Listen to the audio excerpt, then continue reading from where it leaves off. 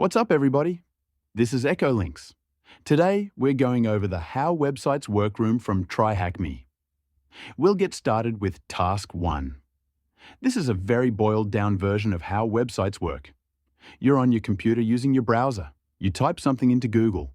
It travels through the internet, the Google server receives that request from your browser, and then it sends a response back through the internet that you see in your browser. That's the simplified flow. The key takeaways are the terms for each side of this interaction. The portion that involves your browser and you is called the front end, or the client side, and those two terms are used interchangeably. The back end, or the server side, is the part on the server. People will often say front end/client side or back end/server side, rather than in your browser or on the server, so learn that terminology. Read the blurbs that explain front end and back end, then answer the question: what term best describes a component of a web application rendered by your browser? Because it involves your browser and is rendered there, the answer is front end. Once you've answered that, you've finished Task 1 and can move on to Task 2. HTML stands for Hypertext Markup Language, and this is what websites are written in, how you build a web page. A quick summary: HTML builds the structure of the page. CSS handles formatting and styling, colors, sizes, fonts. JavaScript makes a website interactive, for example, hovering over a View Site button and seeing it change color. We'll talk about JavaScript later in this room. For now, focus on HTML. HTML is made of elements, also called tags. People use those terms interchangeably. An example HTML document shows tags in red. Many tags have an opening tag and a closing tag. The closing tag is distinguished by a / before the tag name. Some tags are self-closing and don't need an explicit closing tag. You'll use one of these at the end of the room. The top of the document has, which tells the browser, this is an HTML document and how to interpret it. The element is the root. Everything else is inside it. The element contains information about the page that is not displayed, for example, and style information. The body element contains the content you actually see. Inside the body, you might see H1 for a heading and P for a paragraph. These are places where you put text and they render on the web page. The document ends by closing body and HTML.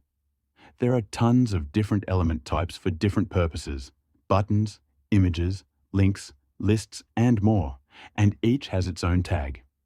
As you read and write more HTML, you'll learn the important ones. You also need to know about attributes, which are extra pieces of information added to tags. For example, the image tag often includes a src attribute specifying the image location. Elements can have multiple attributes.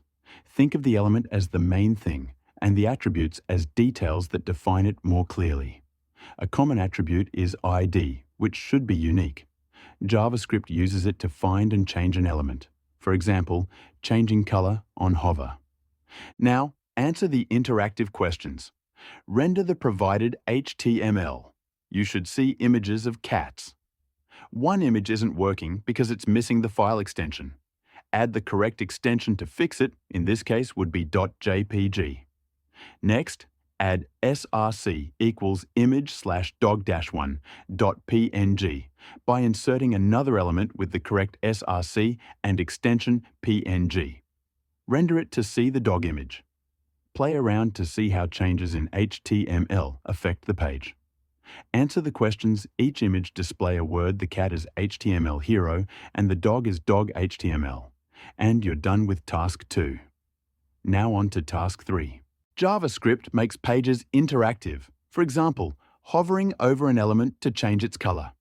It's a very popular programming language, and you only need a basic understanding here.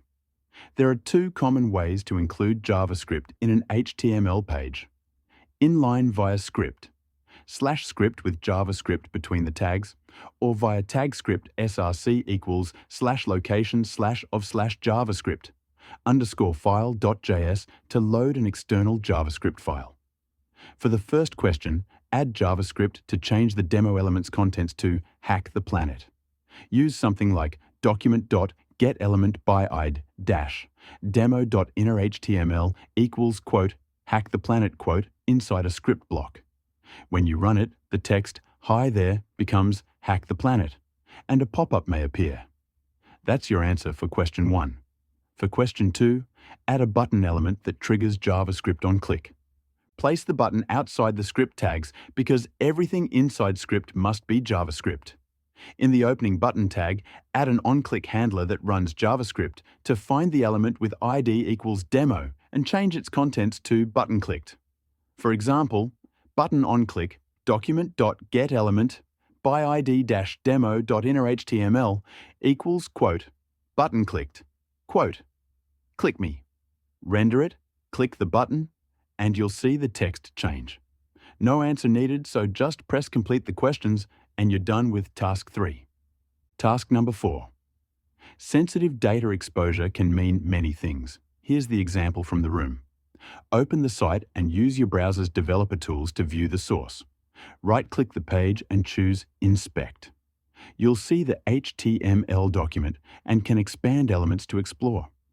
This is a great way to learn HTML and JavaScript. Inspecting a site highlights corresponding regions in the page. As you browse the structure, you'll see inputs, elements, divisions, and images. In this example, there's a note in the code. To do, remove test credentials, and it lists username, admin, and password, test password. That's sensitive data exposure. Credentials left in the source. Enter those credentials and submit. That's the correct answer for this task. Read the explanation about sensitive data exposure to understand the risks. When you're finished, you've completed task 4. Task number 5. HTML injection occurs when user input is not sanitized before being reflected back into the page, allowing a user to inject HTML or even JavaScript into the output and manipulate the page. Open the site and type something. The page says "Welcome," which means it reflects your input. If the site properly sanitizes input, this reflection is safe. If not, you can inject HTML. The task asks you to create a malicious link to hacker.com. Use the anchor tag with the href attribute, for example. Click me. Submitting that unsanitized input creates a clickable link in the page. Copy and paste the required answer from the prompt after you demonstrate the link. With that, you're done with task 5.